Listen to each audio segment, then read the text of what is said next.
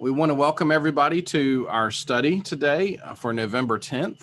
It's unseasonably warm outside and does not feel like it's November, but we are nevertheless plowing ahead with our study of the Book of Signs. And we took a week off last week and appreciate everybody's patience with and hope that all went out and either early voted or voted in person last week. Today, we are coming to the fifth sign. Jesus walks of seven. Jesus walks on water.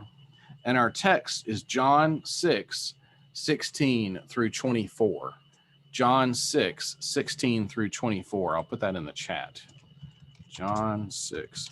It picks up right after the feeding of the thousands. Now, there was this one little bit at the end of the feeding of the thousands that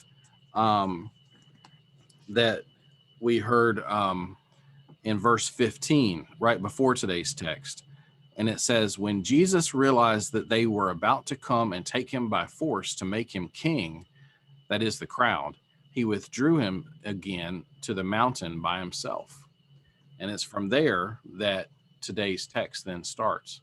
Would anybody read for us John 6:16 through 24? Any takers? All right, Linda. It's whoever reaches the unmute first, right? Exactly. From the New International Version. Great. Jesus walks on the water. When evening came, his disciples went down to the lake, where they got into a boat and set off across the lake for Capernaum. By now it was dark, and Jesus had not yet joined them. A strong wind was blowing, and the waters grew rough. When they had rowed 3 or 3.5 miles, they saw Jesus approaching the boat, walking on the water, and they were terrified. But he said to them, "It is I. Don't be afraid." Then they were willing to take him into the boat, and immediately the boat reached the shore where they were heading. The next day, am I done? No, go through going. 4. The next day, the crowd that had stayed on the opposite shore of the lake realized that only one boat had been there, and that Jesus had not entered it with his disciples, but that they had gone away alone. Then some boats from Tiberias landed near the place where the people had eaten the bread after the Lord had given thanks. Once the crowd realized that neither Jesus nor his disciples were there, they got into the boats and went to Capernaum in search of Jesus. Okay, thank you. The word of God for the people of God, and everybody says, thanks be to God, even though you're muted, that's fine. Thanks be to God for the words today.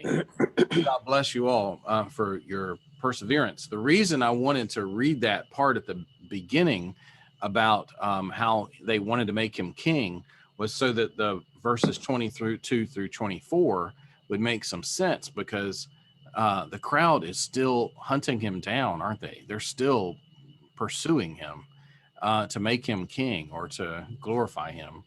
And among the many things we've been talking about here is this ongoing revealing of who Jesus is. So John, remember, is very much into, he starts with his prologue and he tells you who Jesus is. And then from chapter 2 on through the rest of John, there's this gradual revealing of that Jesus is the one, the Son of God, the light that's coming into the world, the Word.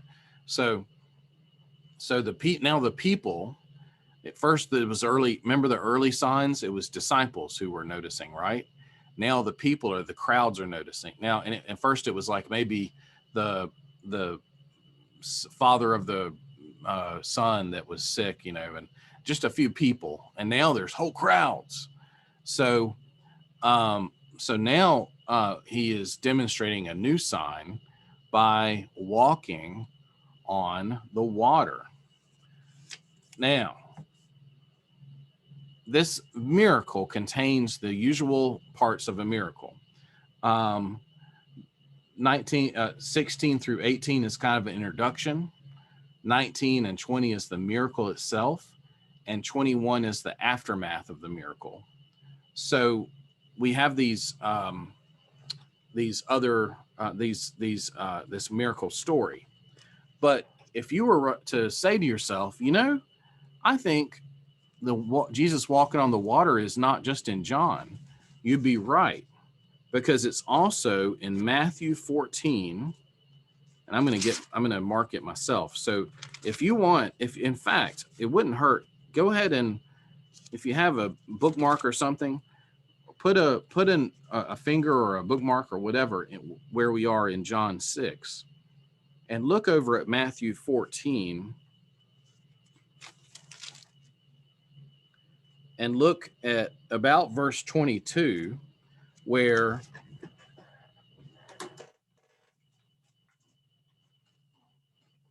Jesus has just fed 5,000 and then he walks on water. And then while you're there, take another marker, put a marker there, and then look over at Mark 6:45. Mark 6:45. And there you'll see that he feeds the 5,000 and then he walks on water again. Okay? So Matthew and Mark agree that there was a feeding and then a walking on water. But take a few moments, and it's going to take you a few minutes, because we're not going to read them all, but like down into we're not going to read it all, Matthew and Mark ones verbatim, but peruse them, the Matthew and Mark ones, and look for things that you hear and see in the Matthew and Mark ones that you don't hear or see in the John one that Linda just read for us. Do a little homework. I'll play some. If I had the Jeopardy music, I'd play it in honor of, in memory of Alex Trebek, huh? Take a minute. Look for some things that you didn't hear in the John one.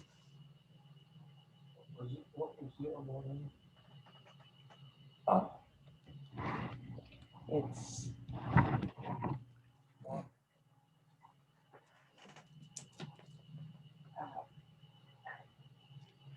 Mark 6:45-51, Matthew 6:53. I'll put them in the chat too. Mark 6, verse 45-51. That's It's a Mark of Matthew.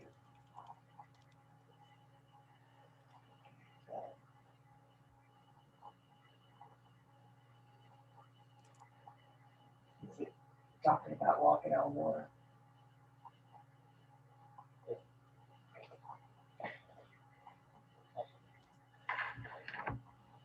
They're in the chat if you need them.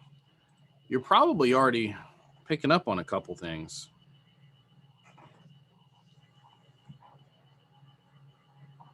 Do you want to do them one at a time, or? Well, let's just take on like what's in both of them. What's in Matthew and Mark that's not in John.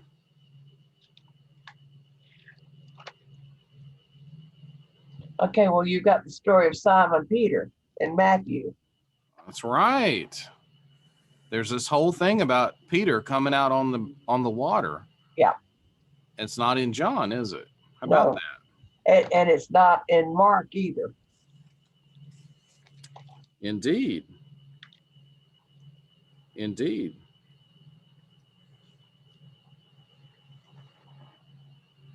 And Mark's got them going to Bethsaida, whereas John has them leaving basically Bethsaida and going to Capernaum. Mm-hmm. John does it. John's so they're not sure where they are. Yeah. John, and as we remember how John, remember that John put the cleansing of the temple at the beginning of his gospel. John does some things with the chronology and the geography that might have more to do with something he's trying to say than something than like Luke, who wants to be as accurate as possible. John is more. John wants to. He's not trying to bend. His objective is not the same. He's trying to get you to make connections and things that he sees. Other ones, yeah, Linda, Come off mute though. Well, there were two things in Mark that I thought were interesting. One, and this is my version, so God Yeah. knows what, but he saw the disciples straining at the oars because the wind was against them. Mm-hmm. So I'm sensing from this a kind of empathy or sympathy for the disciples. They're in trouble. Mm. But then it says he went out to them, and then it says he was about to pass by them. So I don't know. This is confusing to me. So I'm confused by that. But then at the end of this, well, in verse number 51 or 40, 52, I guess, it says, when he climbed into the boat with them and the wind died down, they were completely amazed, for they had not understood about the loaves. Their hearts were hardened. Yeah. Yeah. And so this relates to, for me, it relates to the earlier part where they're straining. They're in trouble. They don't understand. They're having a difficult time. Yeah.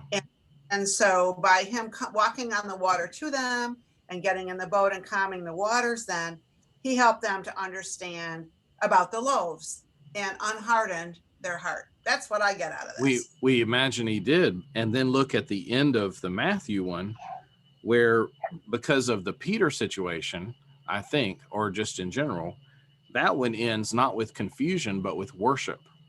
In fact, they name him there, "You are the Son of God," which, as we've said before, that's no small, we say that, but that's a big deal back in the gospel narrative. So all of those things are in the Matthew and Mark, but they're not in the John.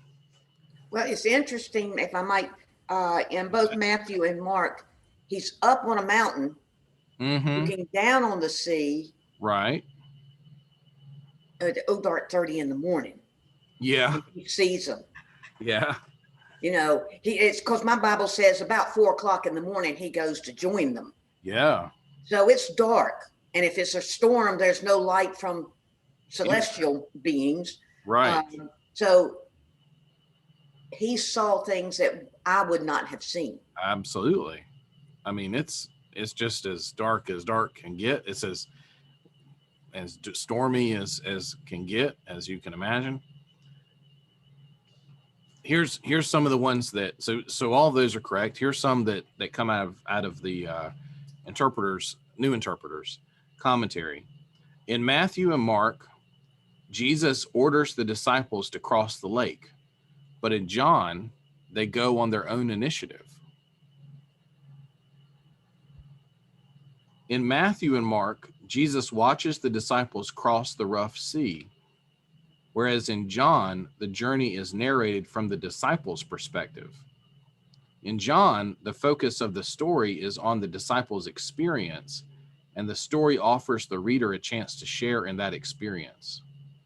The miracle, like the introduction, is narrated from the disciples' perspective. There is no advance notice that Jesus is walking across the sea until the disciples see him. So, interesting. So now that we've compared them, let's look a little bit closer at what John is doing. And just like remember, John is probably the last of these gospels. So he's had time to probably has looked at, if not Matthew and Mark exactly, he's looked at least some of the same sources that Matthew and Mark have used, if not then some. So John has a lot to work with, and he's decided to. It's not that he said it never happened with Peter. He's just decided to focus on something particular, and in this case, the disciples' experience. How often it is that we experience Jesus from within our own selves. We hear someone else's story about their experience of Jesus, or someone tells us a story about Jesus, but it's John reminds us that we all have a personal experience of Jesus. Jesus comes to Claudia, Jesus comes to Linda, Jesus comes to Jim, Jesus comes to Marlene, etc. We have John is very much interested in revealing and how Jesus is revealed to us,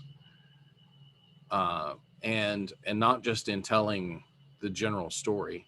For John, it doesn't mean he's just more personal. It just means he's very interested in the narrative of how you come to realize that Jesus is the Son of God.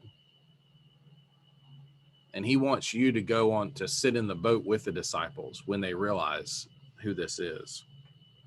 So now let's get into our John text a little more. And we saw that evening came, as we just said, the disciples got in the boat and they started across the sea. They did it on their own initiative, in a sense. It's dark. Jesus had not yet come to them. The sea became rough. Strong wind was blowing. They rowed about 3 or 4 miles. Of course, in old, back then they didn't have miles. They had stadia. So, somebody had to figure out the math. And so some of you say 3 or 4 miles, some 3.5 miles.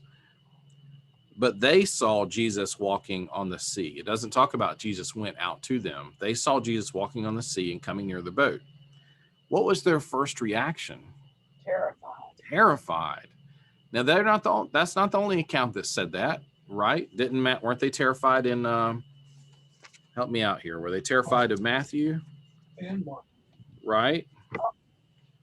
Dan says, and Mark. And Mark. Okay. They're terrified. Mark, they thought he was a ghost. The ghost, that's one. Mark's the ghost one. Right. Thanks, Jim. Yeah, they did. They thought he was a ghost. And that's a whole thing into itself, an interesting study that one could make. But in John, they are afraid, but he says to them 2 very important phrases. First, he says, "It is I." Now, what does that remind you of? It is I, from the Bible. I am who I am. I am who I am. It is in the Greek, the ego eimi. I always hate that's what it sounds like in Greek, because everybody thinks ego waffles, but ego eimi means I am, and it is a complete callback to Yahweh. In fact, not only the burning bush and the other examples of where God says this, but particularly in 2nd Isaiah, and I don't have the verses for you, but Jesus is portrayed as speaking in the way that Yahweh spoke in Isaiah. That's even supported by the next words, "Do not be afraid." And where have you heard those before? How many places have you heard? I mean, you can't even count them all, right? Samuel pops into my mind. The what? Samuel. The Samuel story. The Samuel story. The angel's pronunciation of the birth of Jesus. The angel coming to Zechariah. Be not afraid. I mean, it's all over the Bible, and especially when angels show up. And but this phrase is also is something Yahweh says in Isaiah. So, in fact, so they're words of what's called we're getting all. You don't have to remember all this unless you want to impress your friends at parties. But this is what we call the salvation oracle. This is when God would show up and say, "I am, and do not be afraid." They're words of comfort spoken to people in distress of God's people at different times and places. Jesus's words in verse 20 confirm that his walking on water is a showing of who he is. It's a manifestation of who he is. That it wasn't so much, and here's where we kind of figure out what John's trying to tell us. It wasn't so much that he was doing an act to amaze them as much as he was just being who he is. Now let me say that again. In some of the miracles, the purpose is to create amazement and attention to him. The way John writes about it, it's not, because John leaves out so much of the stuff about Peter and how they were afraid or they were terrified or it was a ghost or all this stuff. Because the way John writes it in a tone as it makes an assumption that this is just something the Logos, the Son of God, the Jesus Christ of Nazareth, the Messiah, just walks on water because he's master of creation. It just, that sure, there's a miracle, there's an amazement element to it, but that's not the main point. The way John, remember how John likes to talk about Jesus as, even in the crucifixion story, Jesus has this, he portrays Jesus as having this great knowledge of all that's going on. He knows that Judas is going to betray him, and he knows why and how and when. The way John writes it, Jesus knows all and sees all. And so that's the way he writes this story. This gospel does not narrate the stilling of the storm like in Matthew 14 and Mark 6. Because this is not, follow me now, this is not a nature miracle. Okay? The way John tells it, this is a demonstration of God's power. It's not a nature miracle, which is a demonstration of God's power. This is a miracle, a revelation of who Jesus is. Let's discuss that for a minute. When you think of Jesus, and what are some times when you need to be reminded that Jesus is in charge of creation? How many? Let us count the ways, right? Oh my goodness. Shall we start with COVID? How often do we have to be reminded? Not necessarily blown off our, out of our socks, but just reminded that Jesus is in charge. One of the things I've said last week was, election day, and everybody was, tension was high and all this kind of stuff. And I just said, as where I could, and I believe it was at a prayer meeting, the community prayer event we had the week before. Anyway, I said, no matter how the election goes, the sun's going to come up in the morning and Jesus is still Lord, and that just means we just have to be reminded sometimes that no matter how stressed we are, no matter how hard our lives are, no matter who's got what problems or what problems we have, no matter how the world seems to be going, Jesus is in charge and God's still on the throne. That's what this kind of a miracle is focused on. Now, if you want to focus on like following him and trusting him and all that kind of stuff, this is a good miracle. But, I'd pick the story with Peter in it, right? I'd pick that version if that was my intention, and as the gospel writers did. But if I wanted to just talk about Jesus's mastery, that he was there from the beginning, before the way John talks about him, he's always been the Trinity, then I would talk about him walking on water as if it was just a dirt road.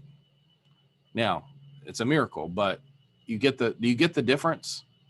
This one's focused on Jesus as master of creation. Linda, you were starting to raise your hand. This might be far-fetched, but as you were talking about this, I was thinking about, the hurricanes and yes, powerful destruction, and right. And yet, we've seen God show up Right. And been encouraged to participate in God's plan for remediation to help people to recover as best we can. Absolutely. But we're given extraordinary gifts to be able to do that. So, maybe this isn't the answer to this or an example of this, but that's what came to No, mind. that's exactly an example. Yeah, exactly. Natural disasters in general. Take your natural disasters. Take your plagues and your pestilence, and and your pandemics. And if you just want to talk about a person's own life, let's say they've had a whole series of losses. Some of you have had losses in your own life that were the greatest losses you've ever had, and that a person can have in their life. The idea that Jesus moves over the water just as naturally as we walk over the dirt it says something of its own. It's not about, it doesn't always have to be about, look at him. It's wow, he's here. He's going to help save us from the storm. It can just be about he's in charge. He's in charge. And that's what John wants to hammer home. That's what the signs keep showing us. You remember go back to the water and the wine. He didn't go wave his hands over it. He didn't say any special words. It was just they went and dipped, and there it was. He just has this mastery over creation. That's a big deal. That's a big deal for John. Now, where else? What else does the water represent in the Bible a lot of times?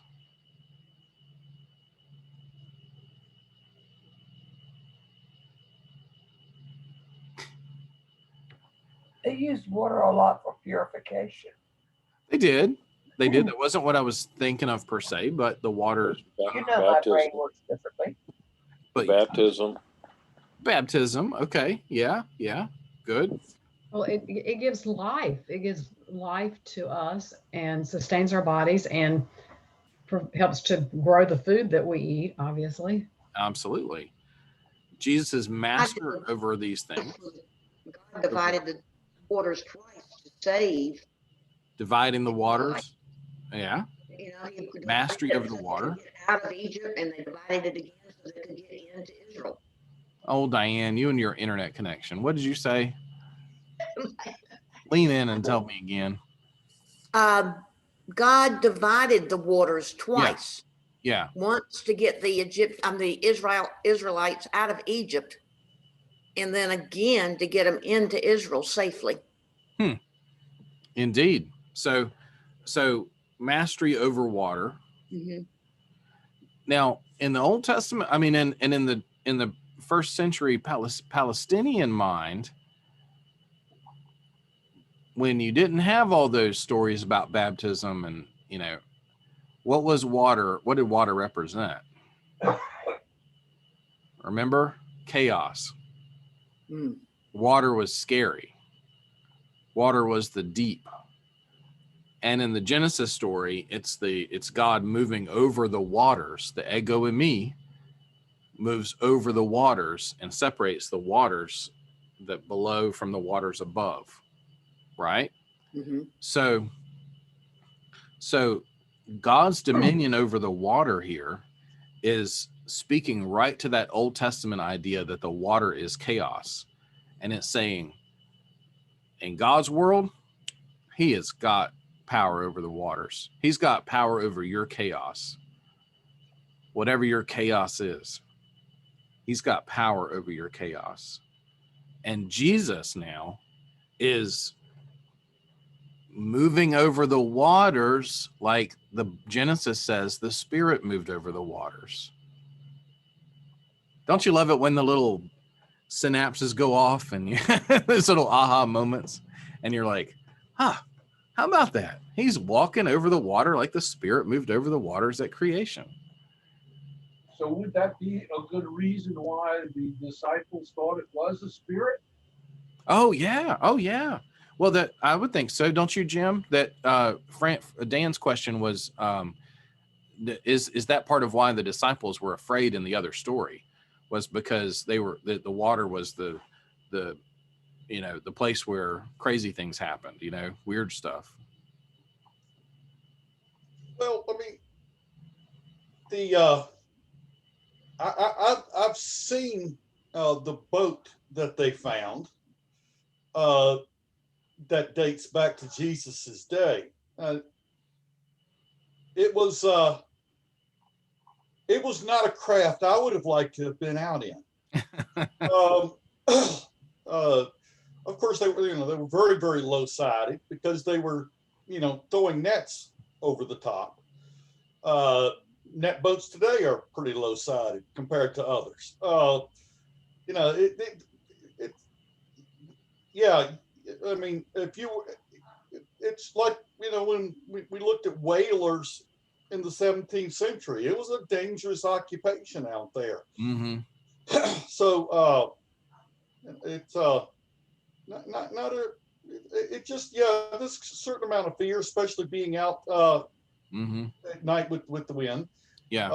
There are all kinds of problems with this story, though, based on the geography. If you actually were to go out there, Yeah. The prevalent winds come down out of the mountains and go down through this little valley where it has Lake Tiberias, and they come from the north heading south. Yeah. Yet all of the stories have them fighting against the wind going east or west. There's some issues to this story that that are there. So it's.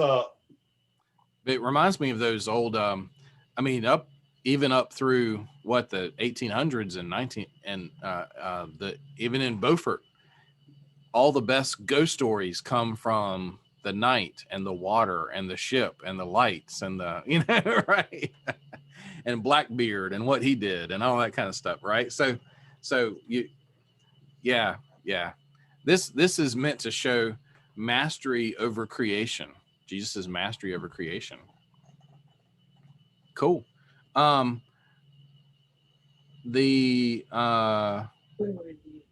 right, cool. Yeah, we hit on those. Good. Okay, let me check my notes. Yeah, and y'all jump in if you think of anything else that you noticed about this. But I'm going to read a little bit more reflection out of some of the commentary.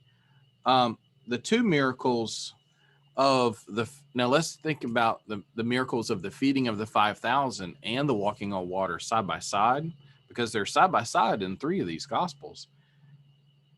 They have these vivid enactments of the revelation of God's grace and glory in Jesus. On the one hand, this grace and glory are revealed outside conventional human experience and expectations. The feeding of the 5,000 with loaves and fishes, Jesus walking on the water.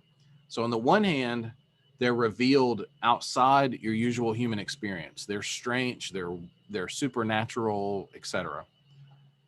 On the other hand, these are occasions when Jesus' grace is offered in ways that are familiar occasions of human need. So he didn't just sort of so familiar occasions of human need means the need for food, the need for safety, rescue from danger. So these are supernatural, yet they speak to human need. They aren't just magic tricks, okay, right? They're not just rabbit out of a hat, and wow, he's, isn't he impressive? These speak to human need. In John 16 through 21, the walking on water, the revelation is also, though, Jesus's glory, the vehicle of his gift of grace. The crowd wanted to make him a king, but Jesus walks on water and then says to his disciples, I am, do not fear. So the fact that they wanted to make him king, what's his response? He got away from that, but when he walked to the disciples, he spoke as Yahweh. So he already he didn't need to be made king. Is that, you see what I'm saying? He knew in his mind that he was already, and not in a boastful way. He's not out to do this for everybody right yet. He's being revealed, but he's speaking as Yahweh. The one who is with God, sharing in God's actions, identifying himself with God's name, speaking God's words. Jesus reveals himself to his disciples in order to allay their fears, to ensure their safe passage, and to remind them that God has been and is and will be their rescue. Jesus's glory is not revealed for power, but for pastoral care, in a way. There's glory there, but there's, I care for you. I care for the crowds. I care for you, my disciples. Linda, what are you thinking? What does that make you think of? Oh, you hit your video off.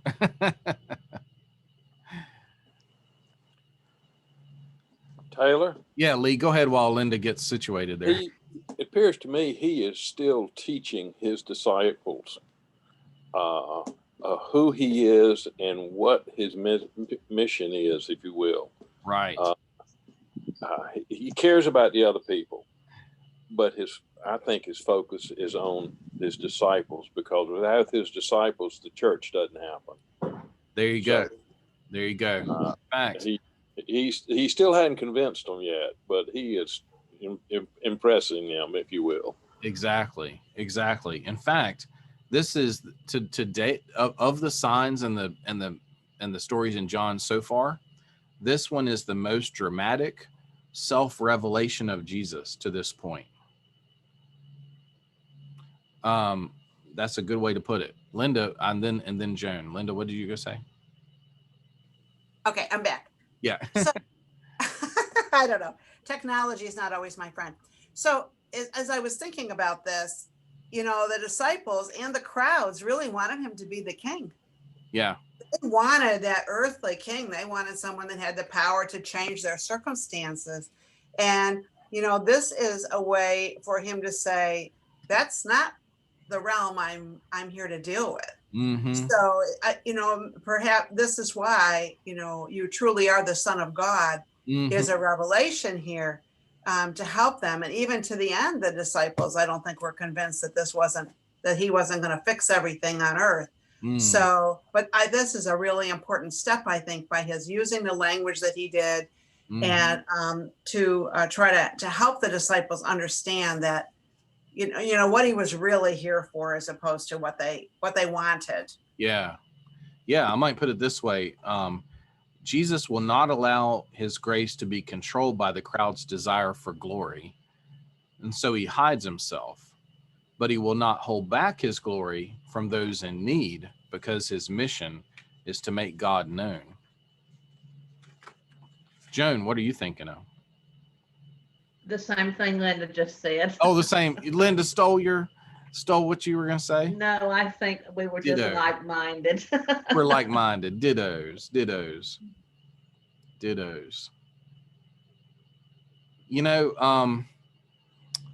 And here's kind of a devotional word from that I cobbled together with the help of a couple of good writers.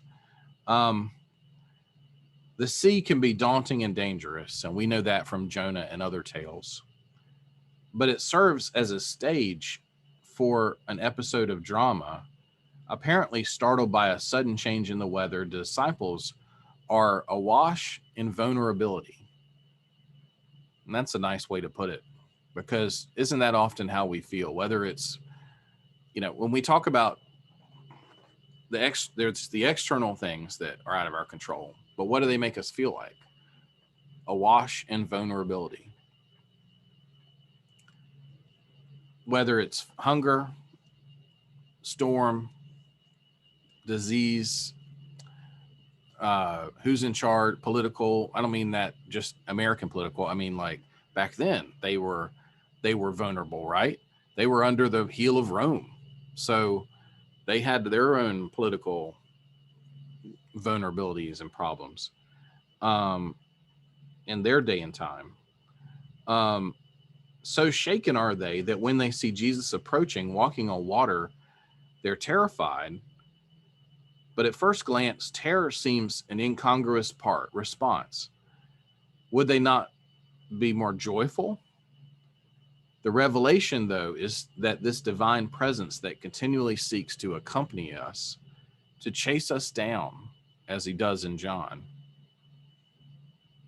to be present even to those who may flee, leaving open the possibility of a return.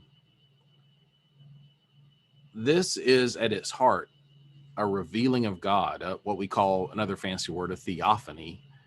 It's like epiphany, but theo means God. So a revealing of God. Just as God tamed that primordial deep, so God in Jesus reveals that God orders the chaos, that God walks on a sea named for a Roman emperor. I thought that was an interesting, Tiberius. God walks on a sea named that the people tried to name for a Roman emperor. Pretty powerful. Not to simply calm the chaos of foreign domination and the terror of it inflicts on the Galilean peasants, but to show our ultimate origin in the one who makes human existence possible and who is capable of sustaining it against the forces of destruction and disillusion. So my final question for us perhaps today is, well, before I get to our last three little weekly questions, how ought we speak of God's absolute otherness, which to our human perception is foreign and leaves us, it's hard for us. But how does this story help us speak of God as in charge, as wholly other?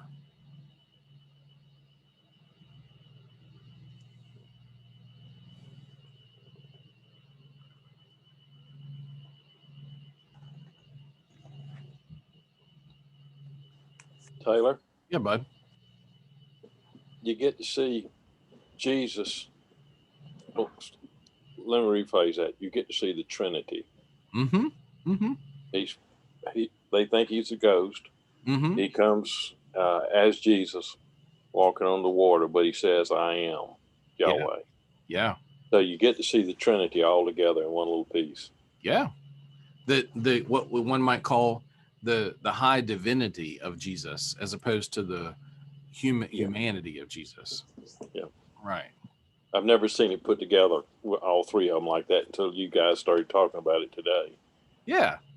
That and that's something you would expect John, like you said, he's had a lot. He's writing this later. He's had a lot of time to reflect on this story, and he's going to weave in a lot of things that are helpful here. The high divinity of Jesus. Good.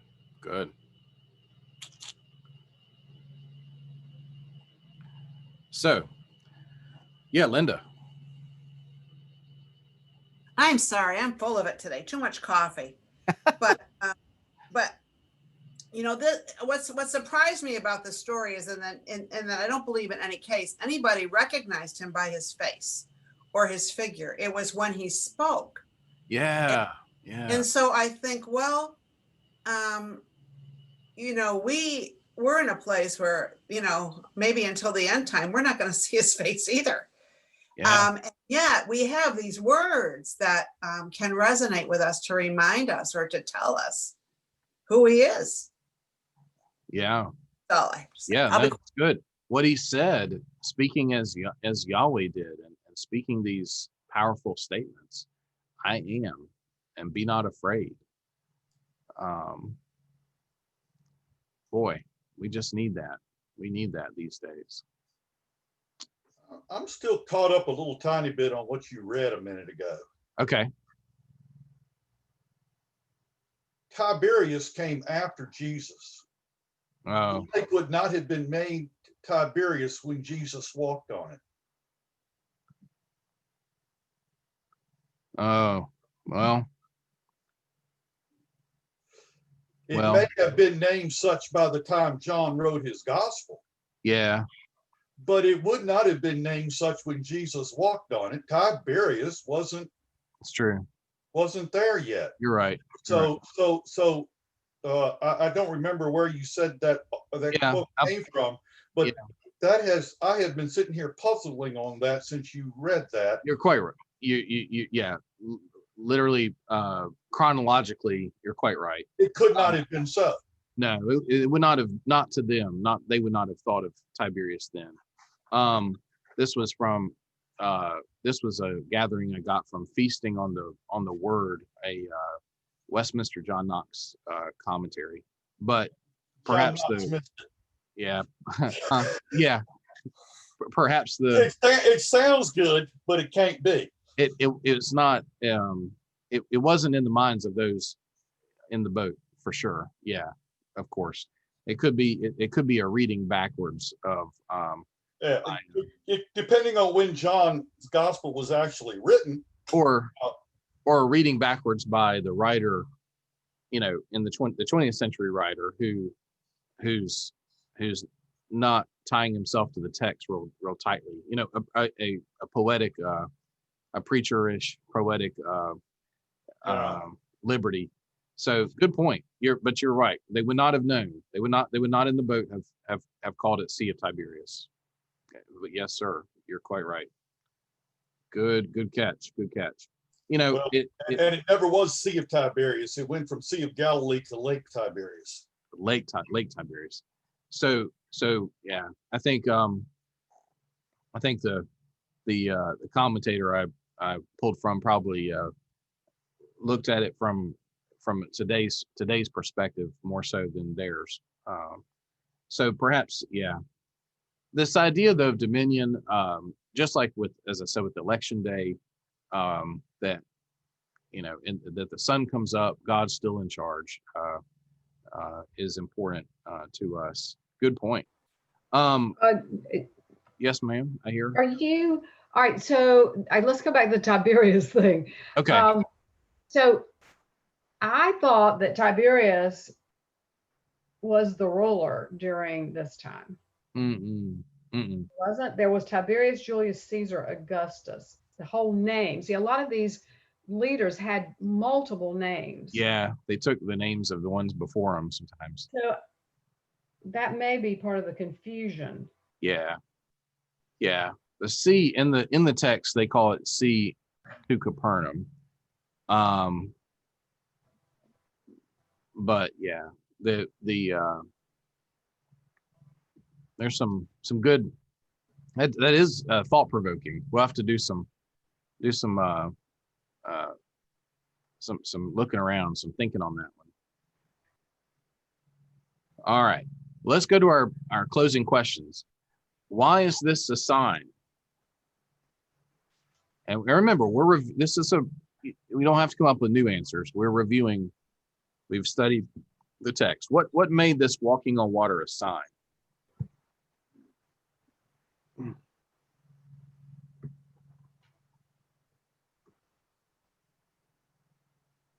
Was it because at one point he said, "It is I"? The proclamation is part of it. Yes, it's a revealing. The signs are revelations of who he is. He's slowly telling them Exactly. who he is. Exactly. So the ego and me and the be not afraid. And yeah, that's why I'm here. Those are a big part of it. Absolutely. Yes. I mean, there's no one particular part here, that makes this a sign. There's multiple things, but yeah, that's one of them. Any others that come to mind? The supernaturalness, if that's a word, supernaturalness of it makes it a sign, or contributes to it being a sign, right? Until we got water skis, we couldn't walk on water. That's right. Until we got water ski. Even then, it's a slippery way. That it's debatable whether you're walking on the water. boats for your feet, essentially, right? Taylor, when he said, "It is I, be not afraid," this is like, as you said, those miracles, the miracles that he has performed. Did he, I don't know, did he leave the impression that he was God each time he did it? Or did he leave the big question mark that these are signs that I am God? And in this, he is saying that he is God. That's right. This is the most self-revelatory. That's exactly right. But I mean, the miracles would have been significant in pointing everyone into the direction Right. that as to who he is. Right. And now that we're at the 5th of the 7, he's using words to speak about to as part of the sign. It's not just the physical miracle, as it were, itself. Good job, guys. Good job. And these answers bleed into question 2. How does it point to Jesus as Lord? But we have stated in a few places in question 2, how does this point to Jesus as Lord? That this is the mastery of a creation. This is the high divinity, Jesus. This is the one who the walking on the water, the separation of the waters, the parting of the waters. Yeah. And just as he mastered some bread and some fish, he masters some water too. So we kind of answered that one along the way. And y'all jump in if you think of any other answers or responses to that. But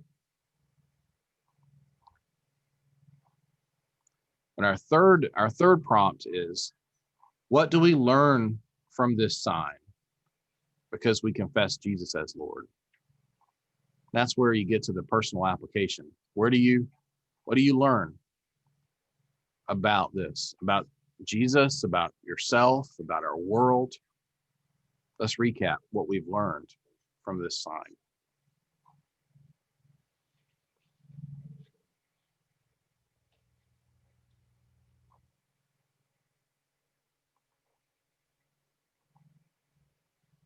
There. Say again? It's there regardless of where I am. He's there. He's there. He's there. Regardless of where I am, he's there. And I'd add to that, regardless of what we're going through, the Lord's on the throne. Jesus is still king. He is literally on top of it. Be it the waters or whatever your chaos, whatever storm. But sometimes you forget that you know. Oh, yeah.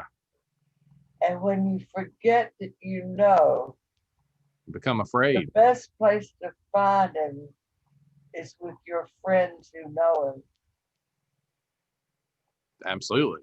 Hey, the disciples it was good of them that they were together. Good for them. But they were good at forgetting. Absolutely. Like I am. Absolutely. I'm very good at forgetting. Oh, look at us today. Here we are, friends. John's out of town. Julia said she has to miss today, but now that she's doing after school care, she's probably going to be able to get back in on our study. But whatever. We are a boat of disciples right now, aren't we?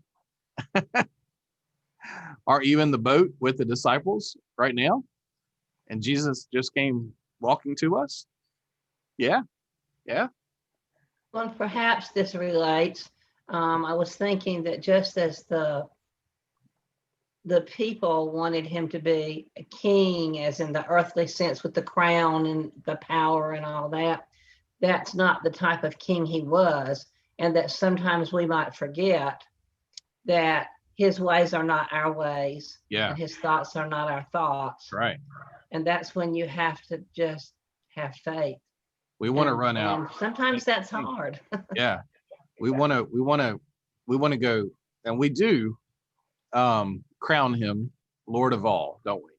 And but not the way they were trying to crown him back then. But I like to think of those hymns. I hear myself singing, crown him, crown him, crown him, crown him, crown him Lord of all. Great hymns for Christ the King Sunday, which is coming up actually as the last Sunday before Advent, which ties into what I'll talk about in just a minute, our Advent study, which I'm happy to tell you a little bit more about. Anyway, yeah, we confess him as Lord. He comes to us and reveals to us. Good reflections. Good reflections. Next week, we are going to, and I'll write this in the chat, John, obviously, 9:1-7. The healing of the blind man, of the man blind from birth. The healing of the man born blind. And we will see Jesus revealed again in this very curious and interesting story. And I want to go ahead and preview, that will be the 6th one, and then the 7th one will be the raising of Lazarus. Oh, look at Marlene. She's got that book I've got too, John Ortberg's book. If you want to walk on the water, you've got to get out of the boat. Yeah, that's a great tie-in, especially for obviously the Matthew, the Peter going out, stepping out on it. But it's a great book. It really, I think in this story of John, he was testing everybody's faith. Indeed. Certainly the disciples, they weren't sure. They were on the fence, until he was crucified and raised from the dead. They didn't really know what it was all about. Right. They're still getting to know what's going on. Right. That book is and what a clever title. I know. What a clever title. The last of the signs is the raising of Lazarus. So that is in John 11 and is really, really special too. And is the culmination of the signs. And we'll talk about why it is and how it's a prefiguring of the resurrection. Now, that'll be on November 24th. That is the week of Thanksgiving. We meet on a Tuesday. If you guys want me to move things around, I can, but I'll be ready. I can meet on Tuesday, the week of Thanksgiving. Everybody else okay? Also. Yeah.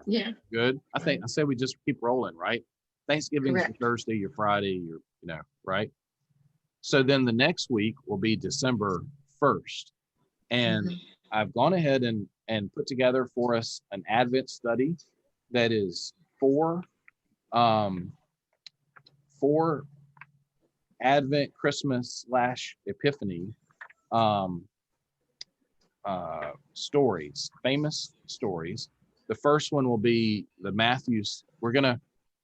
It's not going to be here. That's why I'm telling you, it's an Advent / Christmas / Epiphany study. Okay.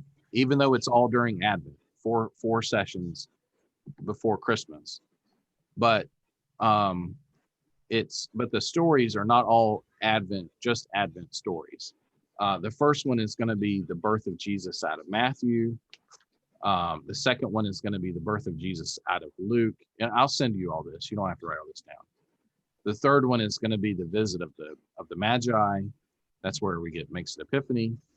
And the last one is going to be when they go to take him to the temple for her purification, for Mary's purification. And they meet Simeon and Anna.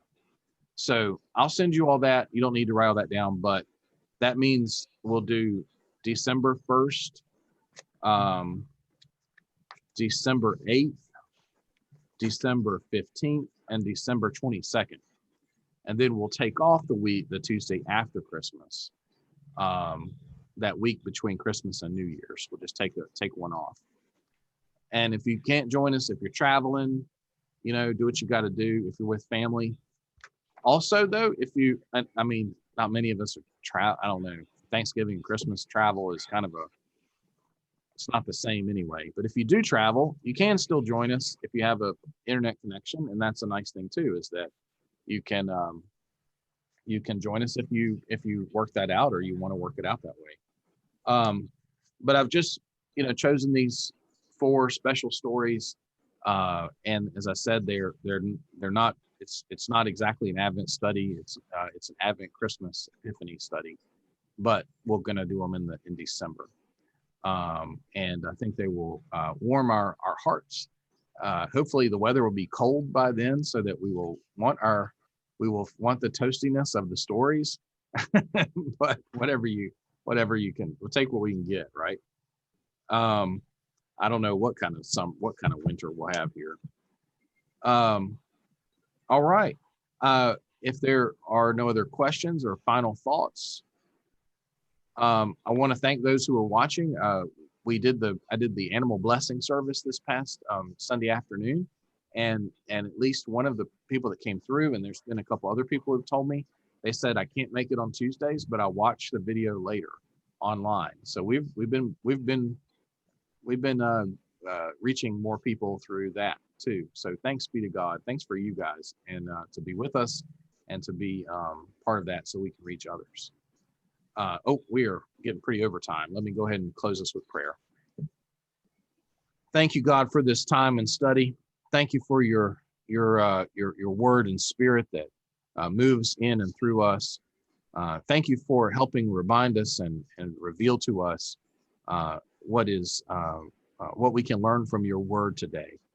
And whether it's a new revelation or one that is a return for us, or whether you've sparked a curiosity in us that leads us to further study.